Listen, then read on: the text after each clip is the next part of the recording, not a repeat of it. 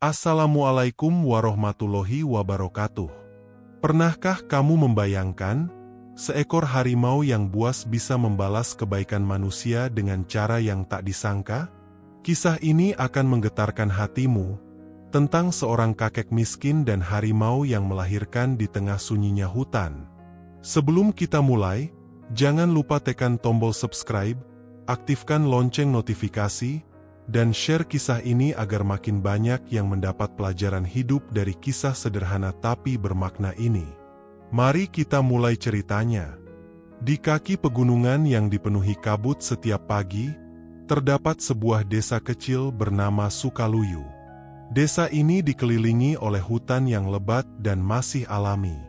Pepohonan tinggi menjulang seperti penjaga waktu, menyimpan banyak kisah yang belum terungkap.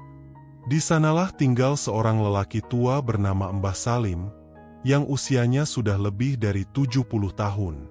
Rambutnya sudah memutih seluruhnya, kulitnya keriput, namun semangat hidupnya tidak pernah surut.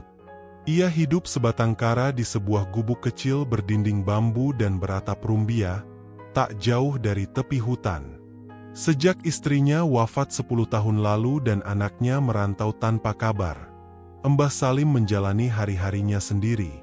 Setiap pagi sebelum matahari terbit, ia bangun untuk berwudu dengan air sumur dingin, lalu menunaikan sholat subuh dengan penuh kehusyukan. Setelah itu, ia sarapan seadanya, kadang hanya nasi sisa semalam dan garam, atau sesekali singkong rebus. Dengan mengenakan baju lusuh yang penuh tambalan dan sarung tua yang sudah memudar warnanya, Mbah Salim memanggul keranjang besar dari anyaman bambu. Keranjang itu sudah menemaninya bertahun-tahun, bahkan bagian talinya sudah diganti berkali-kali karena sering putus. Hidup Mbah Salim sangat sederhana. Ia tidak pernah mengeluh walau penghasilannya tak menentu. Tiap hari ia masuk ke hutan untuk mencari kayu bakar, ranting-ranting kering atau dahan pohon yang tumbang. Ia menjualnya ke pasar di kecamatan, berjarak hampir 2 jam perjalanan kaki. Dari hasil itu, ia membeli beras, minyak goreng, atau garam, dan sisanya ia sisihkan sedikit demi sedikit. Meski hidup dalam kekurangan, wajahnya selalu dihiasi senyum. Di tengah kerasnya hidup, Mbah Salim adalah sosok yang luar biasa sabar dan lembut. Ia sering berkata kepada anak-anak tetangganya, "Jangan pernah takut pada kemiskinan, yang penting hatimu jangan ikut miskin. Jangan berhenti bersyukur." Kalimat itu terus terngiang di telinga warga desa yang mengenalnya. Ia menjadi contoh bahwa hidup bisa tetap indah walau penuh keterbatasan, selama hati tetap bersih dan berserah kepada Allah. Pagi itu, kabut turun lebih tebal dari biasanya. Jalan setapak yang biasa dilalui Mbah Salim nyaris tak terlihat. Ia harus meraba tanah dengan tongkat kayu tuanya agar tidak tersandung batu atau akar pohon. Hembusan angin membuat tubuhnya menggigil, tapi ia tetap melangkah perlahan, menyusuri jalur yang hanya dikenal olehnya. Burung-burung kecil mulai berkicau, suara mereka seperti doa penyemangat bagi Mbah Salim di antara sepinya hutan. Ia terus berjalan menembus rimbunnya pepohonan, mencari area baru untuk mengambil kayu, karena lokasi yang biasa ia datangi sudah terlalu sering dijamah. Setelah hampir 1 jam berjalan, Mbah Salim berhenti sejenak untuk menghela napas. Ia duduk di bawah pohon besar, mengelap peluh yang bercucuran dari dahinya. Di saat itulah, ia mendengar suara aneh. Bukan kicauan burung, bukan pula desir angin. Suara itu seperti erangan, dalam dan berat, datang dari balik semak belukar yang cukup lebat. Instingnya langsung siaga. Ia mematung, mencoba membedakan suara itu. Apakah suara binatang buas? Ataukah hewan terluka? Hahaha RRG hahaha. Suara itu terdengar lagi. Kali ini lebih jelas dan dekat. Mbah Salim berdiri perlahan, menajamkan telinganya. Jantungnya berdetak lebih cepat.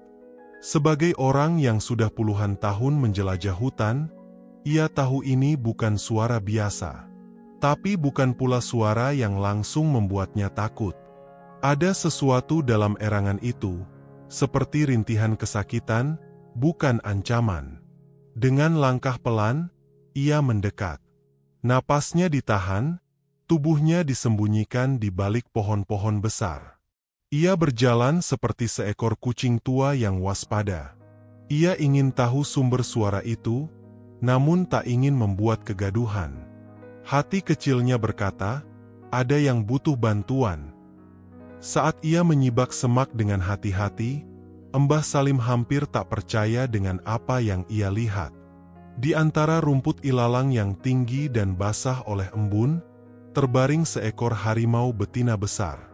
Tubuhnya berguling lemah di tanah basah, perutnya menggembung dan berdarah, matanya terpejam tapi sesekali meringis kesakitan. Nafasnya tersengal, dada naik turun seperti orang kehabisan tenaga. Mbah Salim terpaku. Pemandangan itu membuat bulu kuduknya berdiri. Tapi ada sesuatu dalam ekspresi harimau itu yang membuatnya tak takut. Mata sang harimau tidak liar, tidak marah, tidak memancarkan ancaman seperti harimau lapar. Yang ada hanyalah rasa sakit dan kelelahan. Di sekitar tubuhnya, tanah telah basah oleh darah.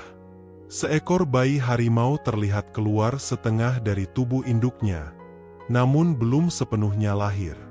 Harimau itu menggeliat pelan, mengerang, dan membuka mata perlahan, menatap langsung ke arah Mbah Salim. Keduanya saling tatap. Mata manusia renta dan mata binatang buas itu bertemu dalam diam. Tapi ada bahasa lain di sana, bahasa kepercayaan. Harimau itu tidak bergerak untuk menyerang. Ia hanya menatap, seolah memohon, "Tolong aku." Dalam benaknya, Mbah Salim bimbang. Ia sadar, satu gerakan salah bisa membuatnya diterkam. Tapi bisikan nuraninya lebih kuat. Ia menarik napas panjang, lalu berucap lirih, "Ya Allah, kuatkan aku. Jika ini ujian dari MU, aku ikhlas." Dengan langkah perlahan, ia mendekat. Ia lepaskan keranjang bambunya dan merobek bagian ujung bajunya untuk dijadikan kain penampung. Tangannya gemetar, tapi sorot matanya tenang. Ia tahu, ini bukan tentang keberanian semata, ini tentang belas kasih yang datang tanpa syarat. Mbah Salim mendekat, lalu berjongkok perlahan di dekat tubuh harimau itu. "Tenang, tenang ya, nak. Aku cuma mau bantu," ucapnya lembut. Harimau itu tetap diam, hanya sesekali menggeram lemah. Ia tidak menyerang. Mbah Salim tahu ini pertanda bahwa hewan itu mengizinkannya mendekat. Dengan penuh kehati-hatian, ia menyeka darah di sekitar tubuh harimau itu dengan kain lusuhnya, lalu membantu menarik perlahan bayi harimau yang masih tergantung. Tubuh bayi itu berlendir dan lemas. Dengan dua tangan penuh pengalaman, ia mengelap tubuh bayi harimau itu, lalu menepuk pelan punggungnya seperti menolong bayi manusia. "Ayo, nak, hidup ya. Kau kuat. Jangan tinggalkan ibumu," katanya dengan suara gemetar. Beberapa detik kemudian, bayi harimau itu mengerang lemah, menggerakkan kaki kecilnya. Air mata menetes di pipi Mbah Salim. Ia tak kuasa menahan haru. Tak berhenti di sana, proses itu berulang. Bayi kedua dan ketiga lahir dengan susah payah. Mbah Salim membantu semuanya. Ia mengabaikan rasa lelah, rasa takut, dan dinginnya tanah. Harimau betina itu kadang menjilat tangannya pelan, seolah mengucapkan terima kasih. Di matanya yang penuh luka, kini tampak kelegaan. Dalam kesunyian hutan yang hanya diisi suara rintik dedaunan dan tangisan kecil anak-anak harimau, sebuah momen ajaib tercipta. Seorang manusia dan seekor binatang buas, dua makhluk berbeda, disatukan oleh rasa sakit, belas kasih, dan cinta tanpa syarat. Waktu berjalan begitu cepat tanpa terasa. Hari mulai menjelang siang, Tapi Mbah Salim tetap di sana, menemani sang harimau dan ketiga anaknya. Ketika semua anak harimau telah lahir dan menyusu dengan tenang, Mbah Salim duduk bersila di dekat pohon. Kain bajunya penuh darah, tangannya kotor, tapi wajahnya bercahaya. Ia menatap anak-anak harimau itu dengan rasa bangga, seolah mereka cucu-cucunya sendiri. Harimau betina yang tadi lemah kini berusaha duduk pelan. Ia mendekat ke arah Mbah Salim, lalu menjilat tangan dan wajahnya dengan lembut. "Hehe, sudah. Aku hanya bantu sebisaku," ujar Mbah Salim sembari tertawa pelan. Harimau itu kemudian merebahkan kepalanya di kaki Mbah Salim, tenang dan pasrah. Detik itu, tak ada rasa takut. Yang ada hanya rasa syukur dan koneksi yang sulit dijelaskan. Setelah memastikan semuanya baik-baik saja, Mbah Salim pun bersiap pulang. Ia berdiri perlahan dan membenahi pakaiannya. "Aku harus pulang, Nak. Semoga kalian tumbuh besar dan menjadi penguasa hutan yang bijaksana," katanya. Namun, ketika ia mulai melangkah pergi, harimau betina itu menggigit pelan kain sarungnya dan menariknya. Ia menoleh, bingung. Harimau itu memandangi matanya, lalu berjalan ke arah semak yang lebih dalam. Ia menoleh beberapa kali, seperti meminta Mbah Salim mengikutinya. Tanpa ragu, Mbah Salim pun berjalan di belakangnya. Ia tak tahu bahwa langkah kecil itu akan membawanya pada keajaiban yang tak pernah ia duga selama hidupnya. Mbah Salim mengikuti langkah harimau betina yang berjalan perlahan ke arah semak lebat. Mereka menembus rimbunnya hutan, hingga tiba di sebuah celah batu besar yang tersembunyi di balik pepohonan. Di dalamnya, terdapat sebuah gua kecil yang hangat dan kering. Harimau itu masuk, lalu dengan tatapan lembut, mengisyaratkan Mbah Salim untuk mendekat. Di sudut gua, terdapat tumpukan kain lusuh dan beberapa benda berkilau yang tampak seperti perhiasan tua. Mbah Salim tertegun, namun harimau itu hanya menatapnya dengan mata penuh kepercayaan. Dengan hati-hati, Mbah Salim mendekati tumpukan tersebut. Ia menemukan sebuah kotak kayu kecil yang terukir indah. Saat membukanya, ia terkejut melihat isi di dalamnya. Koin emas, batu permata, dan perhiasan kuno yang tampak sangat berharga. Tangannya gemetar, air mata menetes di pipinya.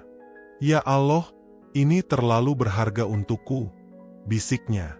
Harimau itu mendekat, menjilat tangannya dengan lembut, seolah mengatakan bahwa semua itu adalah hadiah atas kebaikannya. Mbah Salim memutuskan untuk mengambil hanya sebagian kecil dari harta itu, cukup untuk memperbaiki rumahnya dan membantu tetangganya yang membutuhkan.